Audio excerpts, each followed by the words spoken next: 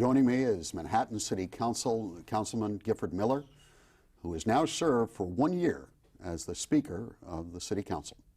Gifford, welcome. Thanks, Dave. Happy to have me. Well, you certainly picked a time to become Speaker of the Council. Yeah, I guess it picked me, but it is, I feel like I'm living out that Chinese curse, may we live in interesting times. They're interesting and challenging. In terms of the changes you've wrought on the City Council, what kind of body are you and your fellow councilmen trying to create? Obviously, the Council hasn't always been in the highest repute in the City of New York. Legislatures tend to have poor repute. People love their individual legislator and hate the legislature. I think that the Council has been a body that has been in considerable flux over the past many years. Just a little more than a decade ago, the Council went from being a somewhat less relevant legislative body to being what it is now, which is invested with considerable budgetary and land use powers, and theoretically is an equal partner with the mayor. And we've been building towards that, I think, during the previous council, and continue to try to build towards that. We have a very hard-working group and a lot of committees that are doing tremendous work, and I think we're seeking our way. Mm-hmm. And how do you envision it in terms of your relationship to the mayor? Is the council somebody who works collaboratively with the mayor, or is there a point, I assume they must be, where you and the mayor part company on critical issues? How is that, I think that at any time it's important for the council and the mayor to try to work together. But I think particularly at a time of crisis like now, it's particularly important. I think people want from their elected officials for people to try to work as well together as they can. But they also expect people to go and represent their consciences and their communities as ardently as possible. And so there are certainly times when you have to make distinctions and where you have to have differences and when you have to back those up by seeking different ways. And I think that we've tried to strike a balance between those two approaches.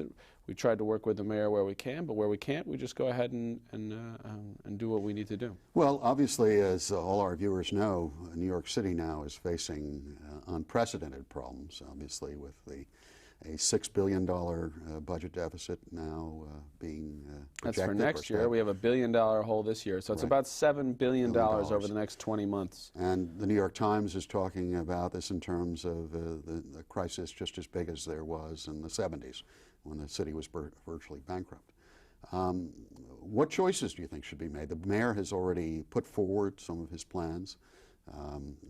As an advocate for the poor, we have some concerns, though we are glad to hear taxes are finally being discussed, not as like some dirty word. Well, there's a lot to discuss there. I think the first thing is I've said I think that this is as bad a fiscal crisis as the 1970s, in the sense that the scope of our fiscal problems are as great, or in some ways graver, particularly because the state is also facing the same kind of problems. In the 70s, the state had a fair amount of money. What happened in the end was Governor Carey really came in and bailed the city out, and to a certain extent, although after a little toing and froing, the federal government helped as well. In this case, I think we're less likely to receive that kind of help, so we're going to end up having to deal with these problems ourselves. On the flip side, there's a lot of positives that we have that we didn't have in the 70s.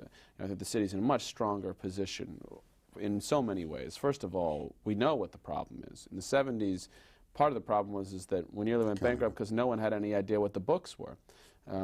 So we know the scope of our problem. The crime is low. In the 70s, the city was gripped in fear about crime. Quality of life is much better than it was. And I think there's a sense also that's different from the 70s that the city can work, that government and the city can really work, and we've seen it over the last several decades. And in the 70s, there was sort of a question, how do we make New York City work? So I think we're in a stronger position sort of emotionally and spiritually and in terms of understanding the scope of the problem, but the problem is enormously great. I think that the council's approach has been quite consistent, and it seems that the mayor has really come around to what our approach has been from the beginning of this year, which was that we feel strongly that in a fiscal crisis you have to start, of course, by cutting the budget as much as possible. It's what any of us would do in our own lives. If you're having a problem, you go back and you figure out, what can't I spend on? What can I avoid? Where can I save a little here and save a little there? But we also feel that there are certain core services that New Yorkers depend upon, expect, demand, and which are in the best interests of the city, and we have to preserve those. And so then you have to figure out a way, once you've cut as much as you can, to get your revenues to meet your expenses. And that's what fiscal conservatism is really about. And so I think you see the mayor coming forward with a bunch of different proposals, some of which we've been on board of from the beginning, and I think we're in a better framework for discussing how to approach this now. Well, let's talk about two of them. Clearly there's been a suggestion that property taxes should go up. What is your take in terms of your perspective? Well, the mayor's asked for a 25% property tax increase, which is a very, very sizable property tax increase. It's 25%. It's a lot. Yep. Look, I'd love to say we don't have to do a property tax increase. You know, people don't like property tax increases. Amazingly, even people for whom they're weighted well, you know, single-family homeowners get a very good deal on the property tax, but they hate property tax increases, right, and everybody else hates it down the line. It's also heavily weighted on businesses. I can't tell you that we don't need one because it's the one tax that we have control over, and you know, frankly, we would just look unrealistic, and if we weren't willing to approach this. I think 25% is too high. I just think what is, from a tax policy point of view, you want to try and spread some of the burden to other areas. And I think also it's not perhaps that there are more progressive ways to be addressing the issue. Let's talk about the progressive ways. Obviously, for people on fixed income, the elderly, but also for renters in poor neighborhoods, there's just below a 2% vacancy rate for apartments below $800. The general, technique here is when someone renting in a multiple dwelling is just to raise the rate on renters. If they're not stabilized, yeah. Well, most of them aren't, actually. Most of the low-income stock is not stabilized. A lot of them aren't. That's absolutely true. Right. Yes, I mean, that's an area of tremendous concern. That's why the council, earlier this year, when we were proposing a tax increase, we didn't start with a property tax. We said we wouldn't rule it out, but we wouldn't start there. We started with a progressively implemented personal income tax, which we think makes more sense. Now, the mayor's come up with a proposal for increasing the personal income tax overall, although actually reducing it on New York residents and standardizing it for all who work in New York City at the same rate. We don't call it a commuter tax now because the mayor, the governor, and the Senate Majority Leader said that they weren't for a commuter tax, so we call this a place of work tax, which is what it is. It's fair. It's the same way the state taxes income taxes on commuters. But the council's always been historically, for the commuter tax. We're very upset when it's taken away. We've been arguing since the beginning of the year we should bring it back. That's a more progressive way of raising revenue. So I think what we'd like to see is, yes, there's going to have to be a property tax increase. It's just not realistic that we can close this gap without a property tax increase. I haven't seen very much focus, however, on businesses. I mean, the almost obscene profits that have been made in New York over the last decade and the growing income inequality for the very poor. Suddenly you have a tax suggestion that seems to take a buy on people on the higher end of the income scale. Well, there's a difference between people on the higher end of the income scale and businesses. Right. Actually, the property tax is hugely and heavily weighted on businesses, and it goes directly to businesses. In fact, businesses pay something like 8 times the rate of property taxes that single-family homeowners, and like 4 times the rate of people in rental multiple dwelling apartments. So the property tax actually does hit businesses, and when you do a property tax, and we're looking at a sizable one, whatever we end up at, that will hit businesses. But you're right about there being I think a legitimate feeling that in terms of, as we said in the council, broadening the base and not as a matter of tax policy trying to take all of your money in one place, but take it across the board. When we proposed the personal income tax, we made it progressive surcharge. We made it progressive so that people at wealthier levels would pay more because they can afford to. We'd like to give, obviously, we did I guess the largest survey of low-income people that's been done in decades. We did a phone survey of 600. Low-income people, and it came through like a shot that they're most interested in issues of housing and employment and education, and they're willing to be taxed for it. And we actually oversampled for moderate and upper-income people, and it's like if you take the income data away, both groups have the same attitude. basically showing support of 70 to 75% for income taxes, as long as it's going towards things they can see have a measurable impact on their lives. Well, I think that makes sense. I mean, look, it's funny that that has to be news because, but it is. I mean, you know, the Republican ideology has driven the political debate for so long that it's become sort of accepted that people just want tax cuts more than anything else.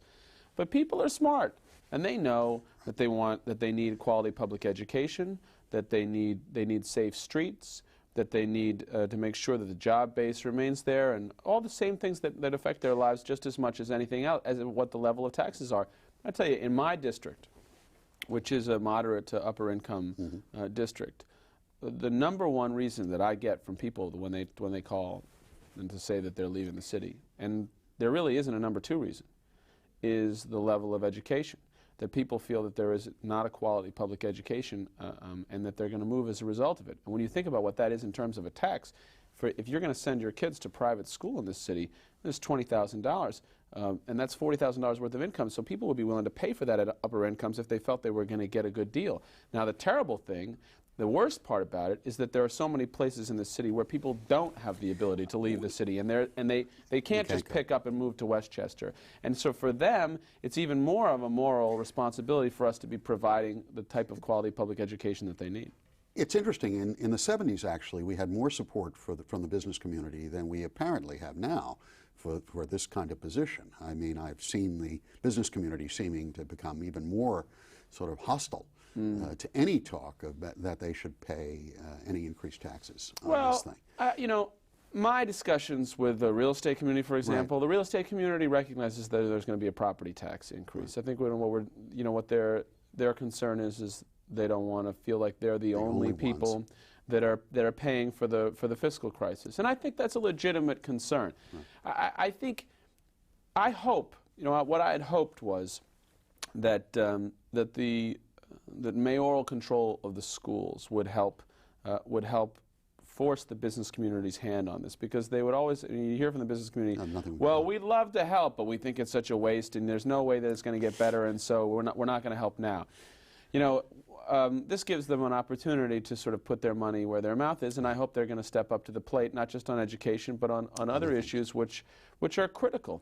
You know, people, and I think you see the mayor acknowledging the same thing, and having come from where he started out at the beginning of this year, saying, well, you know, the government is too large and we have to get rid of it, and raising taxes isn't a way to go. And then the reality of the situation sinks in for both him and for me and for everyone else, which is, sit down and tell us where we're going to eliminate. What services do you want to eliminate? People talk about the head count. This is what the business community often talks about. The head count has risen. Since 1991, the head count has risen by about 5,000 people. However, we've hired something like 16,000 new teachers and 8,000 new cops. So there's about 25,000 new teachers and cops, which means the head count's actually dropped 20,000 other than teachers and cops. Now, you don't get people who come to you and say, listen, what we need to do here is we need to get rid of half of the teachers. Nobody thinks that that's the right thing to do. Everybody wants to get rid of selective information. Yeah, and I think that's the point. People need to look at it for real and realistic approach. We're going to be right back to continue the urban agenda in just a moment. Come on, David. Come on, David. Let's go, David. Come on. Come on, David. You got the love.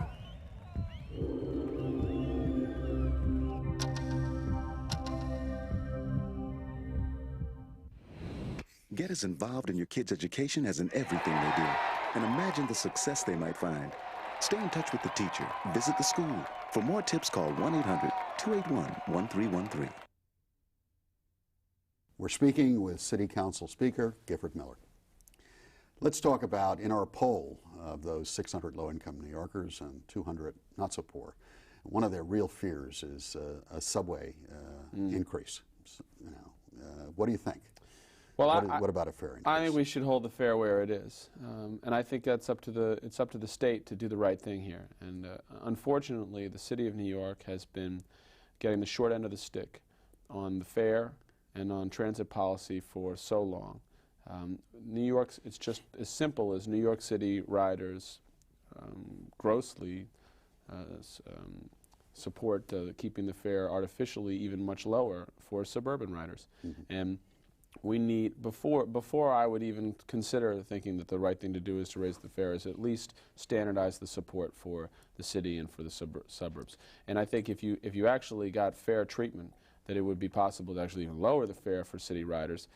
And truthfully, it's important for the city and for the state to be supporting transit. That's what the government's really here for. Is it going to be the trade-off? They're going to say we won't have a commuter tax, but we will allow more equity in terms of the transportation costs? We can't, look, we're in a fiscal crisis. We can't afford to get anything less than what we need.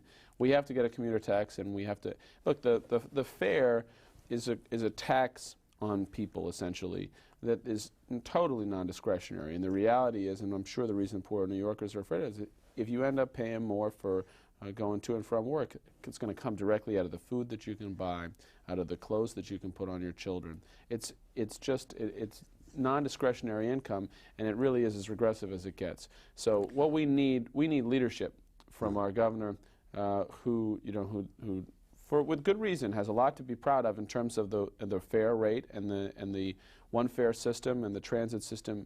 Everything that's happened over the last 6 years, he can't abandon that now. He's got to keep building on that, even in a time of fiscal difficulty. Though you still, when you meet, obviously upstate constituents and legislators, there's still a sense that, there's Afghanistan, and then there's New York City, and then there's the rest of America and them. What do you perceive as you talk to the upstate legislators about their attitude towards New York City? It varies a little bit, but there certainly is an us versus them mentality that we have to get over. And the reason we have to get over it is that it's so counterproductive for them. The city is the engine that drives the economy of the state and to some extent the country. And when the city prospers, they prosper. And when the city doesn't prosper, they don't prosper. And the truth is, it's terrible that this perception has grown up that the city wastes its money and sort of takes money and, unnecessarily supplements all kinds of things that it shouldn't be supplementing. There couldn't be anything further from the truth. The city of New York subsidizes the suburbs and upstate. We send so much more to Albany than we get back. We send so much more to Washington than we get back. It's outrageous. And so we're not asking for anything more than we deserve. We're asking for what we deserve as a result of the fruits of our labor. Let's talk a little about, we've talked about the revenue side. What about the expense side? There have been some proposed cuts that obviously sent a shudder through those of us in the advocacy community, and just every New Yorker talks about major cuts in fire and in education. Clearly, we're very concerned about the very poor in terms of their supports. How is the council taking on these issues? What kind of lens are they? Well, we're going to be going through line by line and item by item and trying to avoid the worst of it. I think over the last year, we've cut $2.7 billion out of the budget. So anybody who says we're not cutting the budget just isn't paying attention. We've cut close to $3 billion out of the budget. And we recognize that there are going to have to be more cuts. We have a total, full-blown fiscal crisis, and it's only fair for us to cut the budget as much as possible everywhere. We think that there are greater efficiencies that can be achieved. The city spends more than $500 million on its energy bill, and this is amazing. It's all in one agency, so that when OMB asks commissioners to save money on things, they never figure out ways to save on energy because it's all paid by somebody else. There's no incentive. We should change that, and we think conservatively you could save $50 million on an energy efficient, just 10%. Just get people to turn off their computers and the lights before they go home. That simple would save us $50 million. We think that there are agencies that could be eliminated in departments. The Mayor's Office of Contracts slows down the contracting process, is totally unnecessary, makes your life miserable, and does it on the taxpayer's dollar. We should get rid of them. We should do some of those things, but David, I got to be honest with you. All the efficiencies in the world, and we've achieved a number over the last several years. One great one that the council proposed, which is happening now, is that the fire department, EMS, merged. We were losing $75 to $100 million a year because the fire department wasn't sending out its bills properly. We just weren't getting any money back. For example, Medicare won't take a bill unless it gets it within 3 months. We weren't sending it out for 4 or 5 months, so all of the Medicare costs we had to absorb ourselves. We proposed privatizing that bill collection. It's happening. But all of the efficiencies in the world won't get us enough savings. There are going to have to be some service cuts. People are going to feel them. They're going to be real. They're going to be painful. What our approach is to go through and say, this is too much.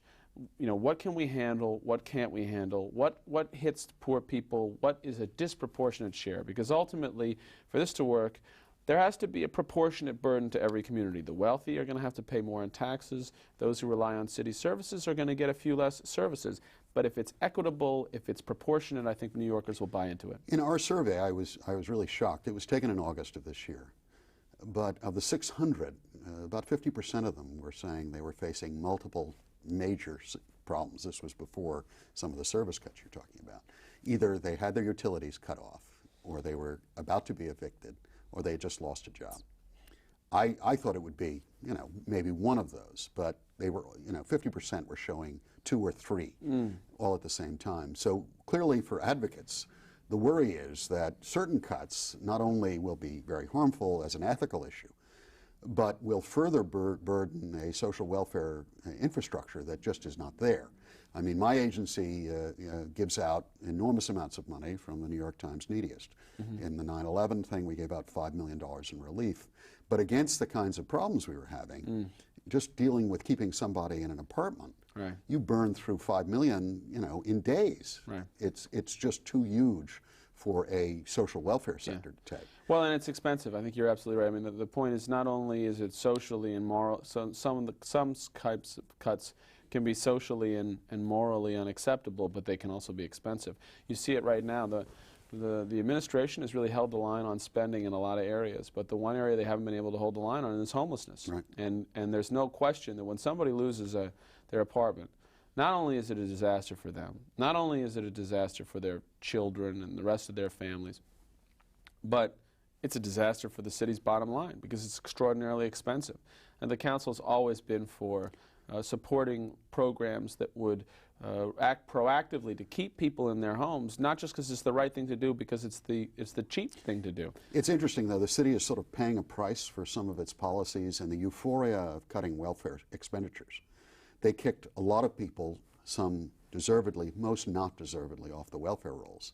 And if you look at the people coming into the homeless shelter system, many of those could have been maintained in an apartment if they had a revenue stream to help them through the period. So in a sense, we pushed a problem where the state and the federal government were paying for more of the cost. And this is true. We see, you know, the mayor has been talking, though I think he's going to be changing soon, with real, you know, sort of fondness about the fact and saying, well, we're continuing to cut the welfare rolls. We can always cut the welfare rolls. I was youth service commissioner. I worked in city government. It's no problem to cut rolls. You just make the barriers higher and people drop off and can't meet them. The question is that going to help the long-term financial viability of the city? And I think we're paying the price now with more people coming into homelessness, not because of being recalcitrant or resistant, but there is no revenue stream. There are few jobs for unskilled, and they don't have enough money to stay in an apartment. And in desperation, they take their kids and the rest to a very expensive. But it was also interesting to note that we're also seeing a drop in food stamp use in the city of New York, which is bizarre, 100% federal. Yeah. And we're not aggressively going after that. And the administration refused to go after some dollars that were there for food stamps, which was a terrible decision. And yet, even during the extraordinarily good times, during the boom years, my office authored a report on hunger, and we showed that it was extraordinary. Food pantries during the boom years, 96, 97, 98, 99, 2000, every year the demand at food pantries was going up and up and up and up. And so, absolutely, we're leaving dollars on the table, and it's a big problem. Many thanks. Thank you, Dave. My thanks to City Council Speaker Gifford Miller. New Yorkers are now facing a period of great uncertainty, and those who are poor or working poor are always at greater risk. Speaker Miller's leadership is critical to ensure that the right thing is done for all New Yorkers. I'm David R. Jones of the Community Service Society. Thank you for watching The Urban Agenda.